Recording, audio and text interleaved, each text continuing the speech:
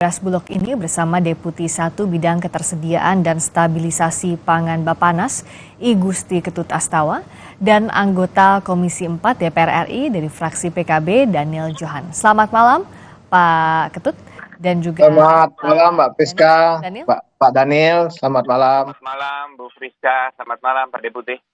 Sehat selalu. Saya ke Pak Deputi dulu, Pak Ketut. Jadi tadi Kepala Bapanas sudah menyebutkan bahwa ada sejumlah komponen. Tapi kami ingin mempertegas kenapa momentumnya sekarang harus dinaikkan harga berasnya dan juga besaran harganya ini kenapa harus sekarang naiknya?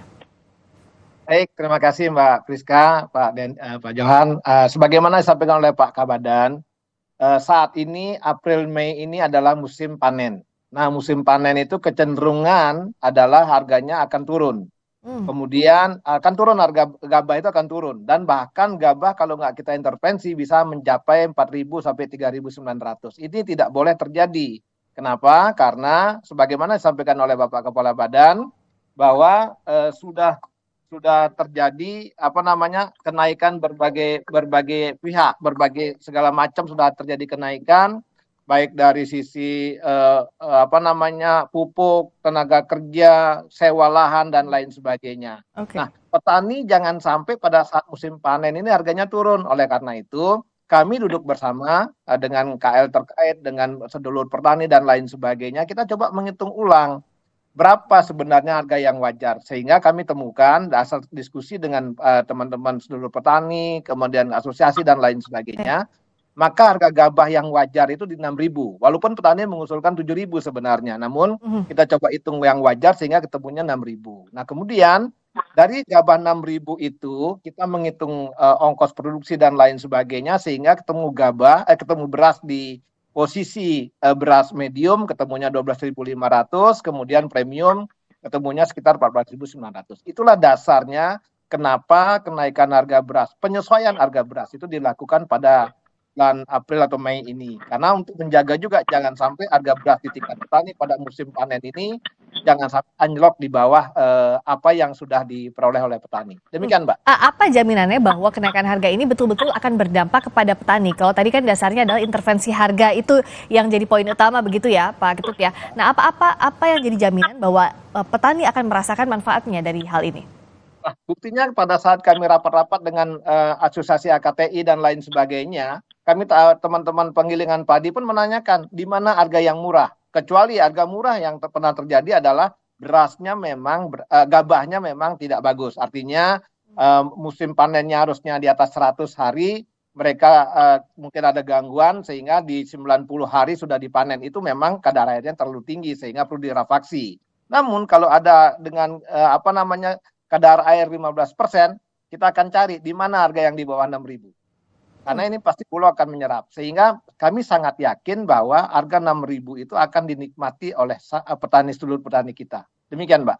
Bung Daniel, dari penjelasan Pak Deputi tadi, apakah bisa diterima bahwa ini nanti akan dinikmati petani kenaikan besaran harganya?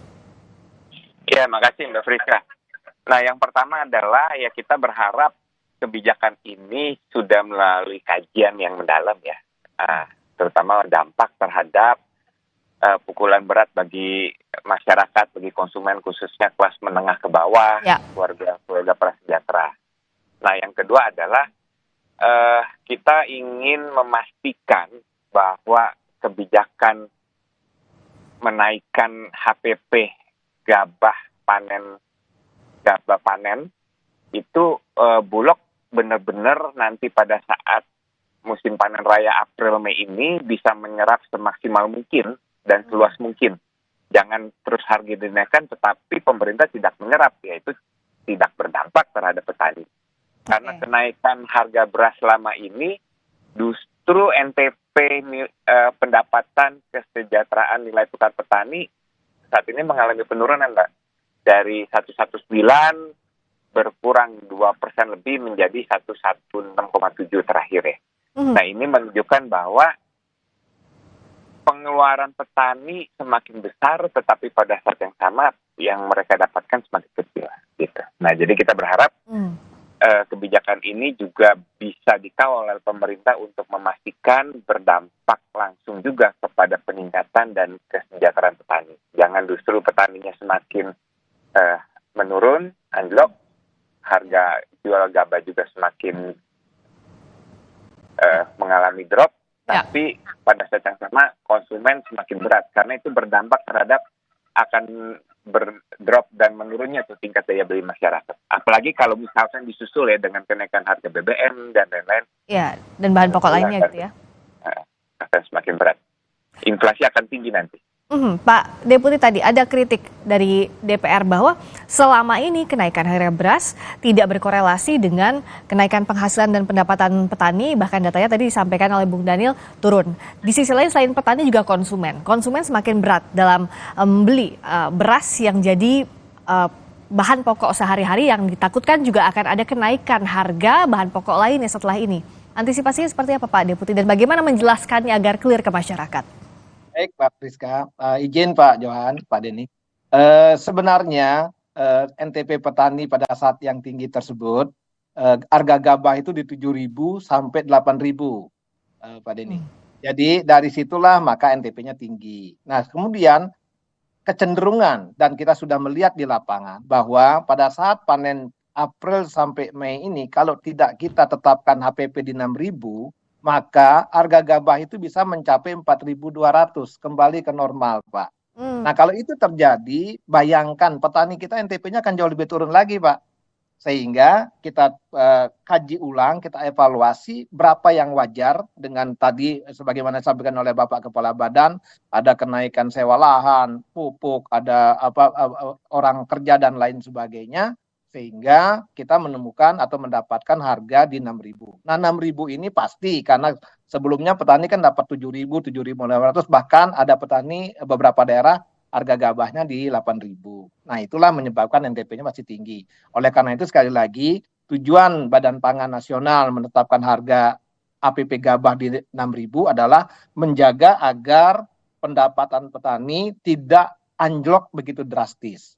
Kita jaga. Nah, kemudian selanjutnya dengan penetapan harga gabah di 6.000, maka Badan Pangan Nasional sudah memerintahkan Bulog segera menyerap sebanyak-banyaknya hasil panenan petani. Kami juga beberapa kali sudah ketemu dengan teman-teman Perpadi. Teman-teman Perpadi semua siap menyerap dengan harga yang kita tetapkan, bahkan pasti mereka akan lebih. Sesuai dengan yang pertama adalah kualitas. Jadi begini, harga 6.000 itu pasti harus menjaga kualitas. Kualitasnya seperti apa? Yaitu minimal kadar airnya adalah 15%. Itu harus kita jaga agar bagaimana? Kita juga membina petani kita untuk menjaga jangan sampai sedulur petani kita yang selama ini sudah bagus produksinya juga jangan buru-buru melakukan panen. Ada yang beberapa petani kita melakukan panen dengan di bawah 100 hari. Ini juga kita harus banyak ajak kolaborasi, ajak ngobrol sehingga petani kita juga bisa meningkatkan kualitasnya. Itu salah satunya. Kedua, kami juga dalam rangka menetapkan harga eceran di tingkat konsumen sudah memperhatikan perkembangan harga real di tingkat konsumen. Karena rata-rata harga di tingkat konsumen di pasar tradisional itu untuk beras medium itu di atas 12.500, bahkan sudah ada 13.000. Kemudian beras premium pun sudah di sekitar 16 ribuan sampai 18.000. Nah, dengan perhitungan dasar ulang, artinya dengan posisi harga gabah 6.000, maka ketemulah angka-angka tadi yang kami harapkan dan kita berharap bahwa tingkat inflasinya bisa kita jaga juga dengan baik. Demikian, Mbak Priska. Pertimbangan tadi untuk petani dan konsumennya sudah bisa tepat di jalan tengah belum, Bung Daniel? Apa-apa yang jadi indikatornya bahwa kebijakan tadi bisa berhasil dan tepat sasaran? Ya, pertama yaitu kita ingin memastikan bahwa Bulog benar-benar bisa menyerap panennya petani pada saat musim panen raya nanti April Mei ya dengan maksimal, sehingga kebijakan peningkatan harga gabah panen itu berdampak untuk memastikan tidak semakin menurunnya NTP dari petani ya. Kedua ya kita wanti-wanti justru jangan pada saat panen raya pemerintah melakukan impor, karena rencananya akan melakukan impor 3,5 juta ton kalau yang disampaikan oleh Mendak ya. Itu jangan sampai dilakukan sampai bulan Juni nanti. Setelah Juni baru disesuaikan dengan persediaan dari data persediaan dan permintaan gitu. Nah, yang ketiga tentu harus berupaya benar karena pukulan kalau ini tidak diantisipasi dengan baik, pukulan itu bukan hanya dihadapi oleh masyarakat, tetapi dihadapi oleh pemerintah dalam konteks menurunnya daya beli, dalam konteks meningkatnya inflasi, dalam konteks akan beratnya pertumbuhan ekonomi ke depan kalau daya beli berkurang. Karena pertumbuhan ekonomi Indonesia itu sebagian besar masih ditopang oleh konsumsi di masyarakat. Jadi mungkin hal ini yang harus benar-benar diantisipasi oleh pemerintah.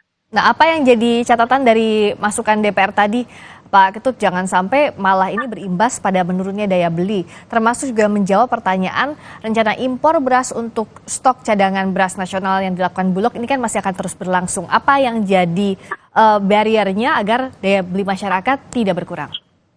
Pertama, untuk importasi, kami sudah meminta Bulog untuk meng-hold. Artinya tidak boleh ada masuk barang, tidak boleh melakukan importasi selama musim panen.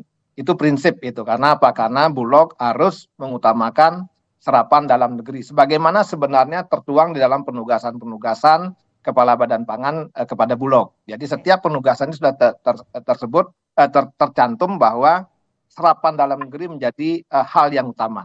Itu prinsip, sehingga pada saat panen April-Mei ini pasti pemasukan dari luar negeri tidak boleh masuk ke dalam wilayah Indonesia.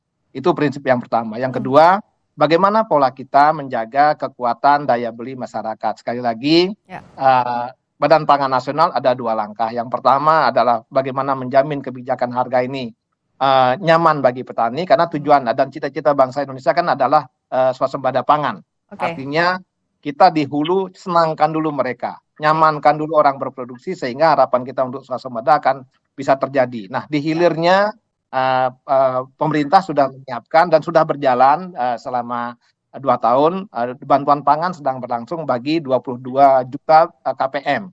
Ini salah satu upaya pemerintah untuk menjaga daya beli juga. Baik. Di samping juga pemerintah juga melakukan intervensi-intervensi dalam rangka pelaksanaan gerakan pangan murah dan lain sebagainya. Ini adalah bagian daripada upaya menjaga daya beli bagi masyarakat yang terdampak, khususnya bagi sedulur kita yang ada di yang sangat memerlukan. Demikian, Mbak. Yang harus diawasi pertama harus didapatkan manfaatnya untuk petani dan juga agar masyarakat tidak kehilangan daya belinya.